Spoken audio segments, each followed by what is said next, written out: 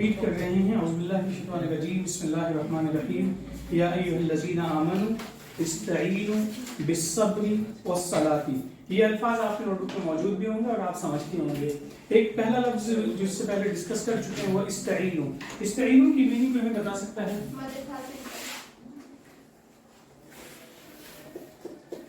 استعینوا کا مطلب سب کو معلوم ہے، مدد حاصل کرو. اور با کا مطلب ہوتا ہے سے یا ساتھ. اس کے بعد دیکھیے الفاظ بہت سے ایسے آپ کو ملیں گے جن کے ایک نہیں کئی معنی استعمال ہوتے ہیں، لیکن کون سی میننگ کہاں پہ ہے یہ ڈیپینڈ کرتا ہے اس کے کانٹیکسٹ پہ. جیسے ایک لفظ آپ سب کو معلوم ہے تلاوت. تلاوت کی ایک میننگ ہم سمجھتے ہیں پڑھنا، ریڈنگ، ٹو ریڈ. اور دوسری میننگ ہمیں معلوم ہے وہ ہے سمجھنا، اتباع کرنا. اتباع کرنے کے لیے سمجھنا ضروری ہے. مدد طلب کرو کس کے ذریعے سے؟ صبر کے ذریعے اور صلاۃ کے ذریعے سے. صبر کی ایک عام میننگ جو ہم اور آپ سب لوگ جانتے ہیں وہ ہے ڈٹے رہنا، جمے رہنا.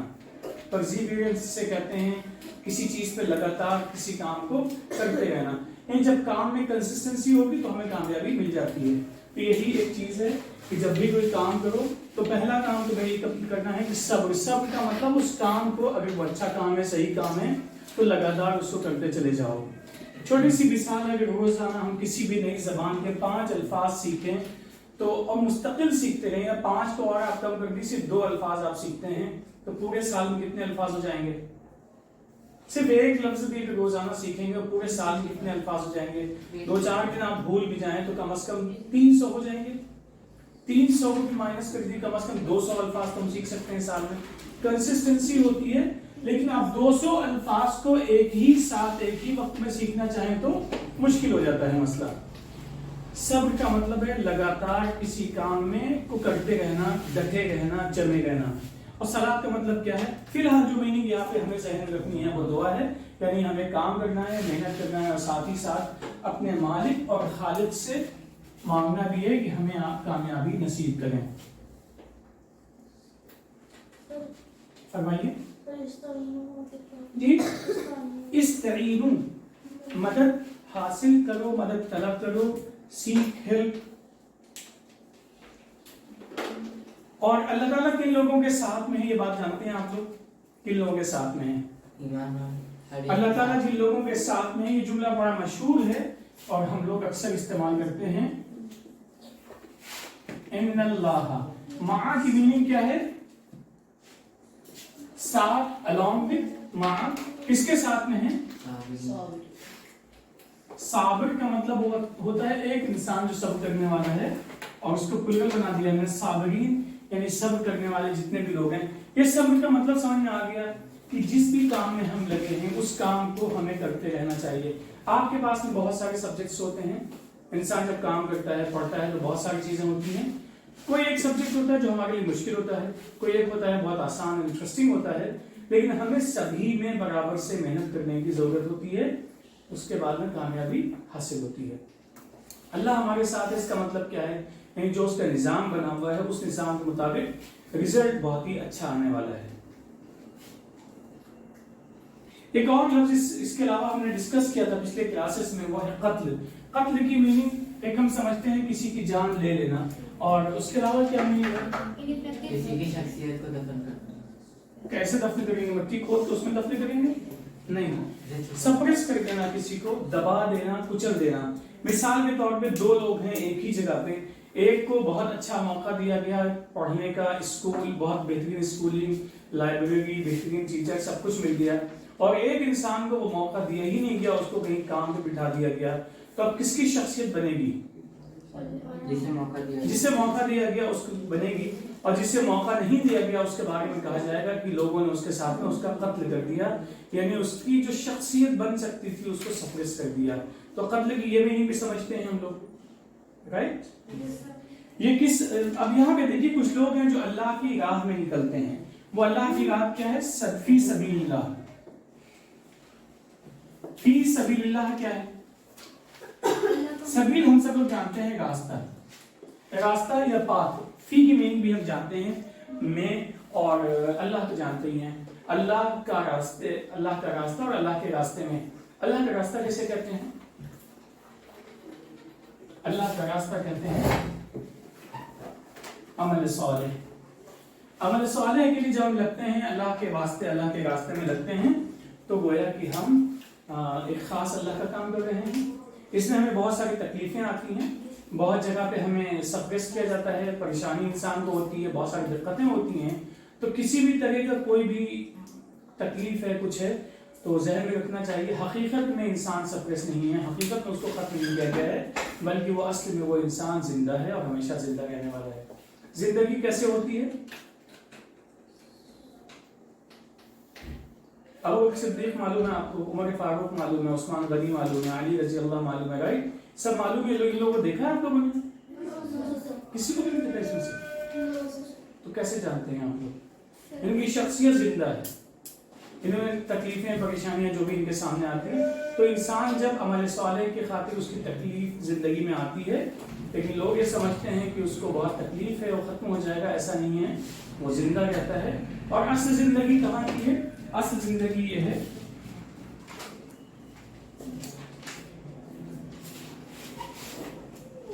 इसको हम लोग जानते हैं क्योंकि इसको हम जी रहे हैं, और असल जिंदगी कहाँ की है? यहाँ की जिंदगी होती है।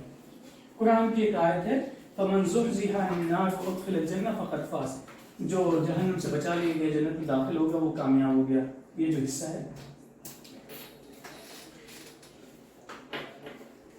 अब इसी आयत में है वला तक़ूलू लिमन युक़्तलू फ़ी सबीलिल्लाहि अम्वात, जो लोग अल्लाह के रास्ते में जिनको कत्ल किया जाता है, सप्रेस किया जाता है, कुचल दिया जाता है, उनको तुम मुर्दा मत कहो, ये लोग जिंदा हैं।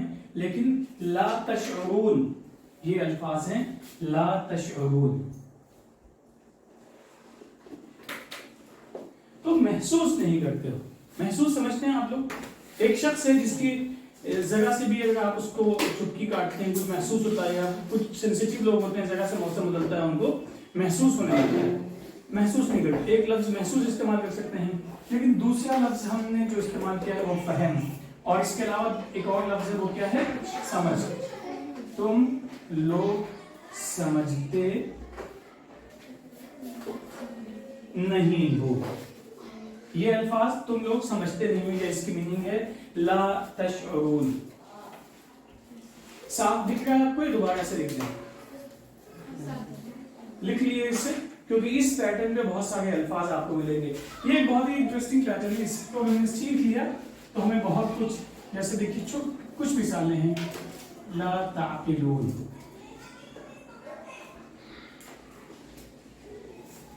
ला तशकुरून, राइट?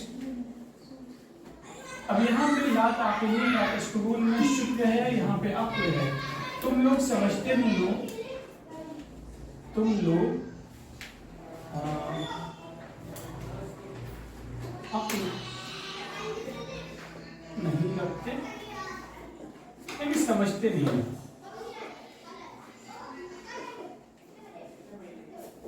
यहाँ में लेकिन तुम लोग नहीं हो, ये चार अल्फाज कॉमन है, बाकी बीच के अल्फाज बदल जाएंगे। यहाँ पे अक्ल से मुताल्लिक है, यहाँ पे शुक्र से मुताल्लिक है, यहाँ पे शुरूर से मुताल्लिक है। तो इस तरीके से उरून, वाव और नून जब आता है, इससे हम समझ जाते हैं ये कौन सा फॉर्म है, ये सेकंड पर्सन है, प्लूरल है और मैस्कुलिन है। ये इतनी चीजों का कॉम्बिनेशन इसमें पाया जाता है। सेकंड पर्सन किसे कहते हैं? जहां हम यू से बात करते हैं, तुम से बात करते हैं, राइट?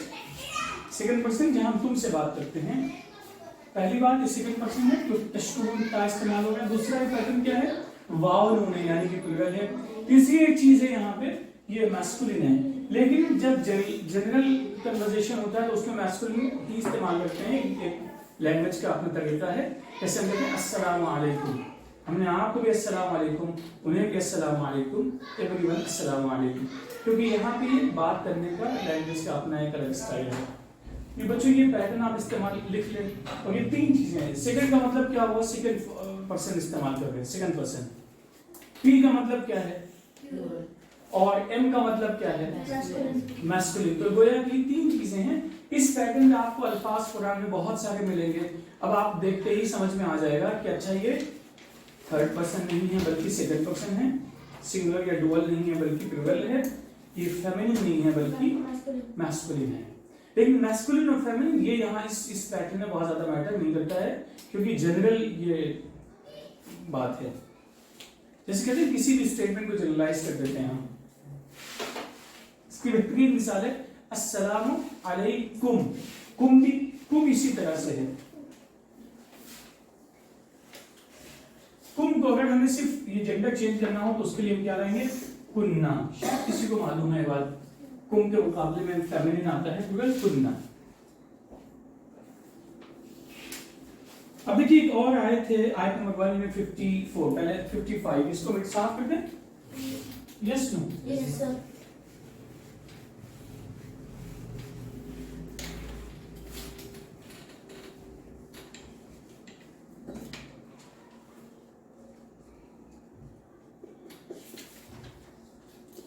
یہ کیا لفظ ہے آزمائش. آزمائش سمجھتے ہیں آپ لوگ. Yes. آزمانا کسے کہتے ہیں؟ ٹیسٹ لیا. ٹیسٹ کیوں لیا جاتا ہے؟ آپ کے ٹیسٹ ہوتے ہیں اسکول میں؟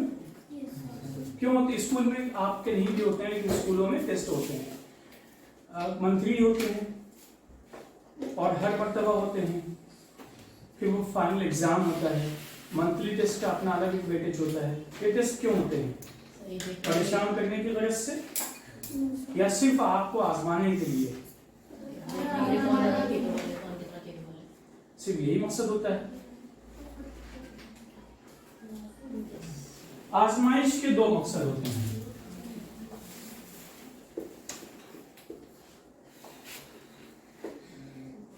پہلا ہے جانچنا. جانچنا سمجھتے ہیں ٹیسٹ کرنا کہ آپ کہاں پہ اسٹینڈ کرتے ہیں, کتنی صلاحیت ہے آپ میں, جو کچھ پڑھایا گیا کلاس میں اس کو آپ نے سیکھ لیا کہ نہیں سیکھ لیا, سمجھ لیا کہ نہیں سمجھا. یہ ایک چیز ہوتی ہے جانچنا. جانچنا مطلب ٹیسٹ کرنا, پرکھنا. دوسری چیز کیا ہوتی ہے؟ کوئی اور مقصد ہوتا ہے ٹیسٹ کا؟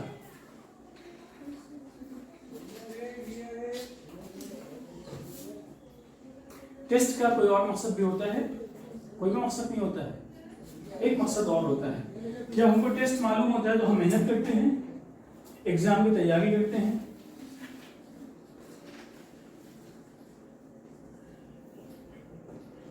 یہ کیا لفظ ہے؟ مضبوط. کیا چیز ہوتی ہے مضبوط؟ کیا ہے اس لفظ سے؟ کتنے لوگ واقف ہیں پہلے سے؟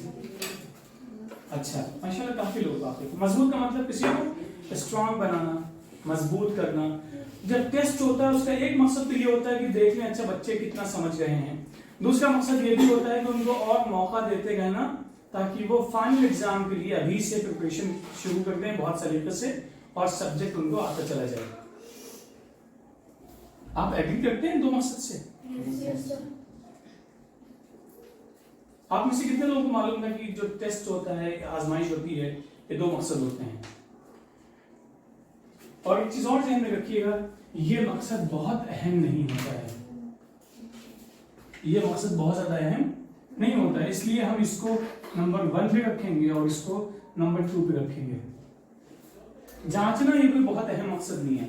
اصل مقصد یہ ہے کہ سبجیکٹ کی نالج ہو جائے, سبجیکٹ سمجھ میں آ جائے, اور اس کو ہم صحیح سے سمجھا سکیں, جہاں استعمال کرنا ہے استعمال کر سکیں. تو پہلی چیز ہے مضبوط بنانا, اور دوسری چیز ہے جانچنا. مضبوط بنانا تو سب لوگ سمجھ گئے ہیں.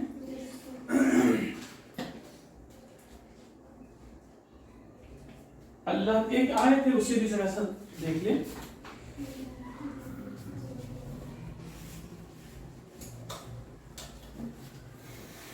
قرآن کی اس آیت کا پہلے ترجمہ سن لیے.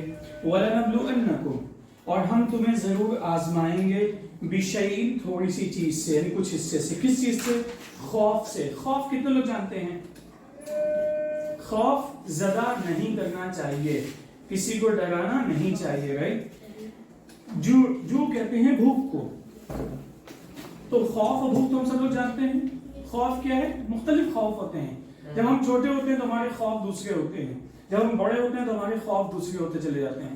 عمر کے لحاظ سے کبھی کبھی بہت سارے لوگ بڑے ہو جاتے ہیں, بچوں والے خوف ان میں رہتے ہیں. اور دوسرا بھوک کا خوف. اگر میں نے اپنا حصہ کسی اور کو دے دیا تو کیا ہوگا میرا؟ اگلے دن ہم کہاں سے کھائیں گے, ہم شیئر کیوں کریں کسی سے؟ یہ بھی احساس ہوتا ہے. ایک اور خوف ہوتا ہے کہ اگر ہم نے کسی کو اپنا مال شیئر کر لیا کسی سے جو ہمارے پاس میں دولت موجود ہے تو پھر اس کے بعد میں ہمارا مال کم ہو جائے گا. یہ بھی خوف ہوتا ہے.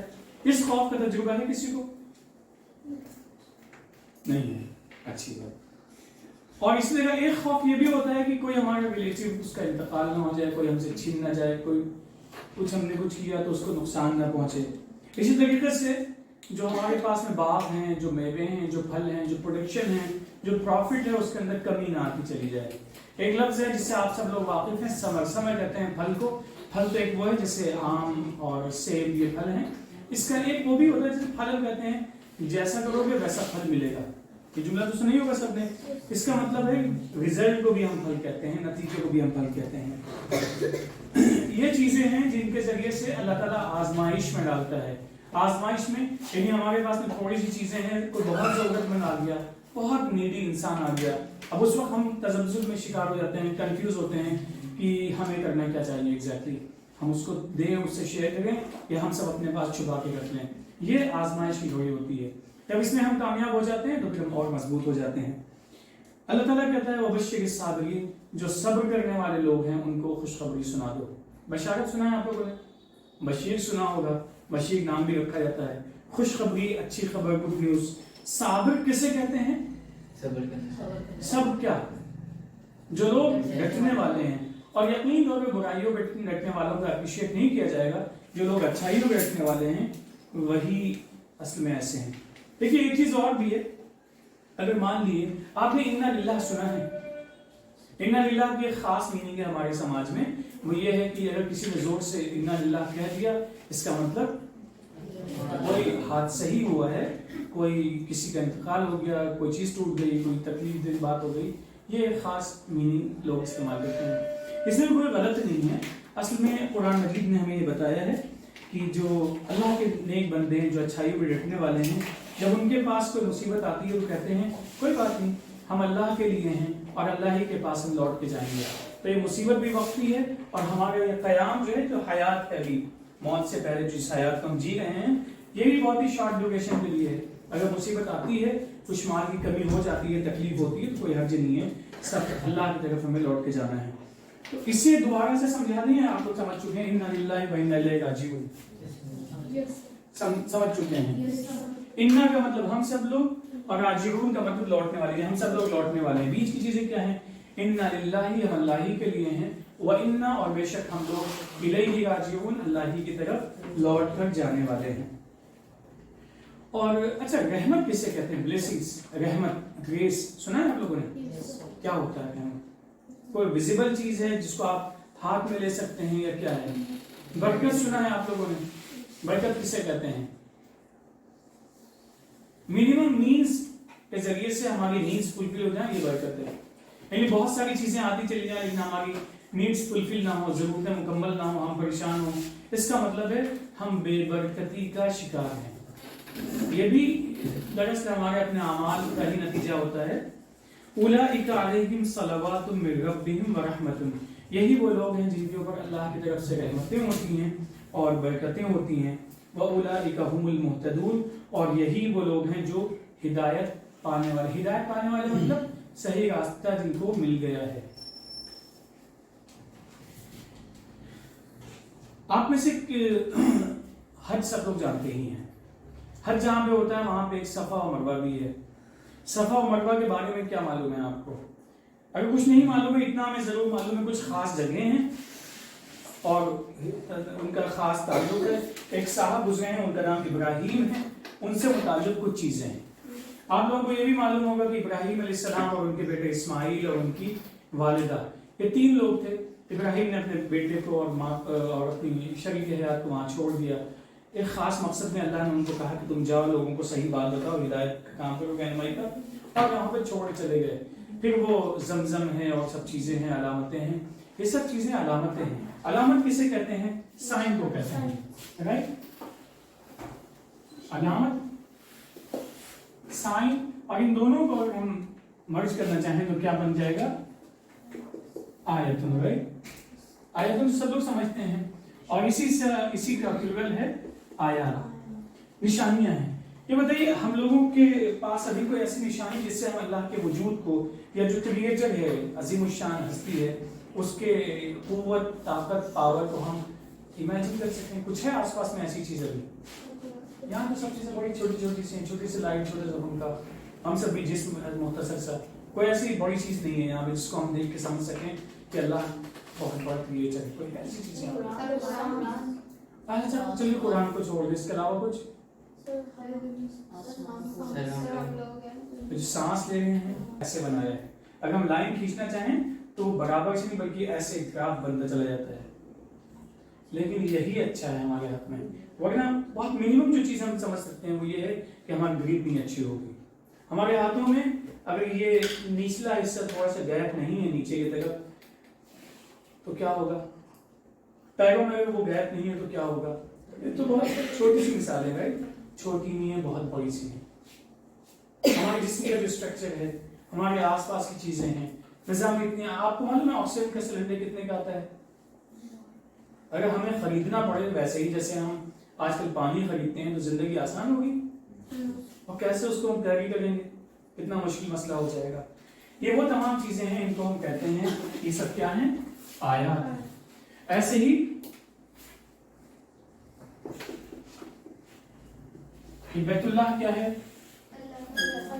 ایک خاص گھر ہے جس کو ہم بیت اللہ کہتے ہیں. وہ کیا ہے؟ خانہ کعبہ. اور جس کو ہم وہاں پہ پھر ابراہیم ہے اور اسماعیل، پورا خان، وہ ان کی محنتیں، ان کا کام، تمام چیزیں ہیں.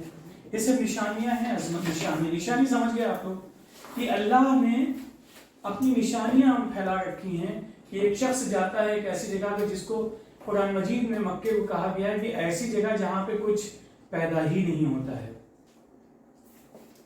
کھجور کے باغات ادھر ملیں گے، اس کے علاوہ جو زمین ہے جہاں خاص حرمین شریف ہیں وہاں پہ خالی جیسے آپ یہاں دیکھتے ہیں جہاں آپ کچھ ڈالتے ہیں فوراً کوئی چیز نکل آتی ہے، ایسا تو نہیں ہے. اس کے باوجود اللہ نے وہاں برکت دی، ابراہیم علیہ السلام کی آمد ہوئی. اور جو خانہ کعبہ ہے اس کے بارے میں کہا جاتا ہے اول بیت، سب سے پہلا گھر ہے جو زمین میں تعمیر ہوا کہ لوگ اس کو اپنا سینٹر بنائیں اور اس میں جمع ہوں اور اس میں اکٹھا ہوں. اب اسی طریقے سے صفا اور مروہ بھی وہاں پہ دو حصے ہیں جو اصل میں ہمیں یاد دلاتے ہیں ابراہیم علیہ السلام کی اور ابراہیم اسماعیل اور ان کی والدہ کی قربانیوں کی، کہ انہوں نے صحیح چیز کی خاطر اپنے آپ کو کس طریقے سے پریشانیوں میں ڈالا اور کس طریقے سے وہاں پہ رہے. تو یہ کیا ہے؟ اس سے ہمیں شعور ملتا ہے، سمجھ ملتی ہے. یہ سب علامتیں ہیں. شاعر کا لفظ یہاں پہ ہے، شاعر. صرف ریپیٹ کر لیں اگر آپ نے یاد نہ ہو. ان الصفا والمروۃ من شعائر اللہ، یہ اللہ کی کیا ہیں؟ علامتیں ہیں. شاعر کو ابھی ہم صرف جب بھی ہم میننگ بتاتے ہیں وہ کہتے ہیں یہ دو کیا بنے ہوئے ہیں؟ بریکٹس ہیں. بریکٹ میں جب کوئی میننگ لکھی ہوتی ہے اس کا مطلب اس جگہ پہ اس کا مفہوم یہ نکل کے آ رہا ہے، اس کی میننگ یہ ہے. تو آپ چاہیں تو اس لکھ لیں شاعر، شین، عین، الف اور حمزہ اور را کے ساتھ میں علامتیں. یہ سب کیا ہیں؟ علامتیں ہیں. کس چیز کی علامتیں ہیں؟ جیسے آیات، جیسے شاعر، اللہ کے وجود کی، اللہ کی عظمت کی اور اللہ کی بڑائی کی.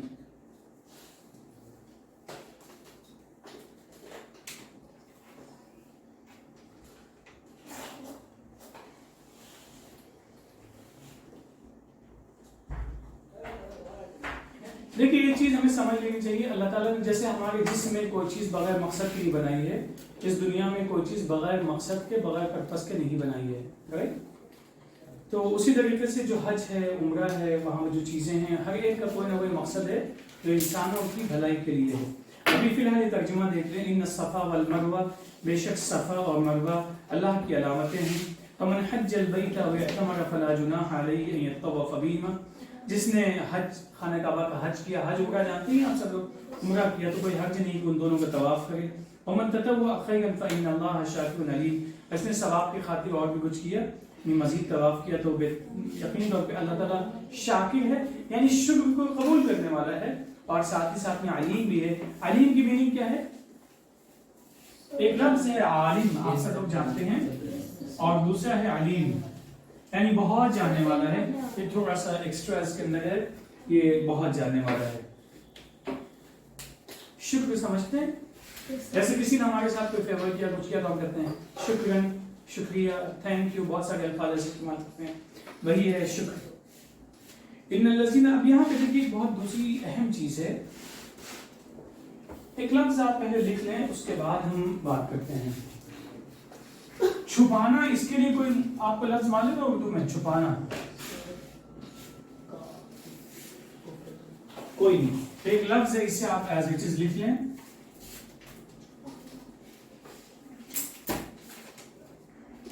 یہ ہم اردو میں، ابھی آپ اس کو اردو کا سمجھ کے لکھیے گا۔ کتمان کا مطلب ہے ٹو ہائڈ، ہائڈ تو سمجھتے ہیں آپ سب لوگ؟ نہیں نہیں، یوز نہیں کر سکتے ہیں، ہاں کر سکتے ہیں لیکن چونکہ اس کا استعمال اتنا عام نہیں ہے، یہاں پہ عام یہی ہے۔ کتمان کا مطلب ٹو ہائڈ، چھپانا، لکھ لیجیے اسے۔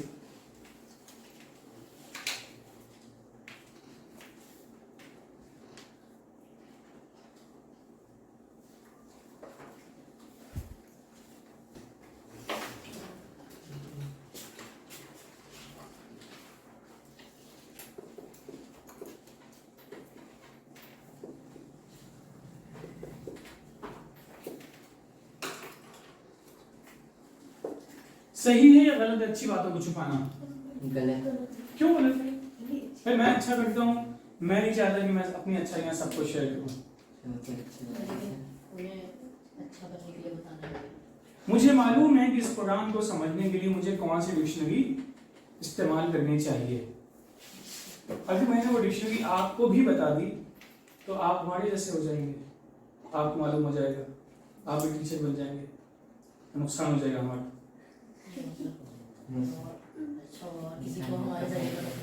ایسا کچھ نہیں ہے، معلومات پہلے کی، اس سے فائدہ ہی ہوگا، نقصان کچھ نہیں ہے۔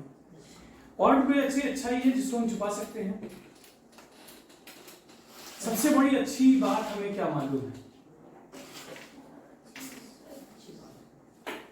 سب سے بڑی اچھی بات جو ہمارے پاس میں وہ اللہ کا پیغام ہے، جس کو ہم کہتے ہیں ہدایت۔ اللہ تعالیٰ نے ہر دور میں، ہر زمانے میں، ہر ٹائم پیریڈ میں اپنے بندوں کی ہدایت کے لیے رسول بھیجے ہیں، اور رسولوں کے ساتھ میں پیغام بھیجا ہے، میسنجرز اور میسج۔ یہ بات تو سمجھتے ہیں؟ کچھ کے نام ہم کو معلوم ہیں اور کچھ کے نام ہم کو معلوم نہیں ہے۔ تو اگر ہم اچھی باتوں کو چھپاتے ہیں، جو ہمارے پاس میں علم موجود ہے اس کو ہم چھپاتے ہیں، لوگوں سے شیئر نہیں کرتے ہیں، لوگوں سے بتاتے ہیں، تو یہ اپنے آپ میں صحیح ہے یا غلط ہے؟ ہر حالت میں غلط ہے۔ اس کا ترجمہ سن لیے، ان الذین یکتمون ما انزلنا من البینات والہدی من بعد ما بیناہ للناس فی الکتاب اولئک یلعنهم اللہ ویلعنهم اللاعنون۔ جو لوگ، بے شک وہ لوگ جو کچھ بھی ہم نے بینات یعنی آیات نازل کی ہیں، جو ہدایت بھیجی ہے، اس کو جب ہم نے واضح کر دیا لوگوں کے لیے کتاب میں، پھر اسے وہ چھپاتے ہیں، تو یہ سب اللہ کی رحمتوں سے دور ہو جائیں گے۔ لعنت ہے ان کے اوپر ہر اعتبار سے۔ لعنت کا مطلب کیا؟ زبان کی لعنت کا مطلب نہیں ہے، یعنی اللہ کی جو رحمتیں ہیں، برکتیں ہیں، جو فائدے ہیں، ان سب سے وہ محروم ہو جائیں گے، ڈپرائیو ہو جائیں گے۔ اب اگر کسی بھی اچھی بات کو چھپانے کا خیال ہمارے ذہن میں آئے تو اس خیال کے بارے میں یہ سوچنا چاہیے کہ قرآن مجید نے اس بات کو بڑی وضاحت سے کہا ہے کہ ان لوگوں کے اوپر اللہ کی لعنت ہے، یعنی اللہ کی رحمتوں سے وہ لوگ دور ہو جائیں گے، رائٹ؟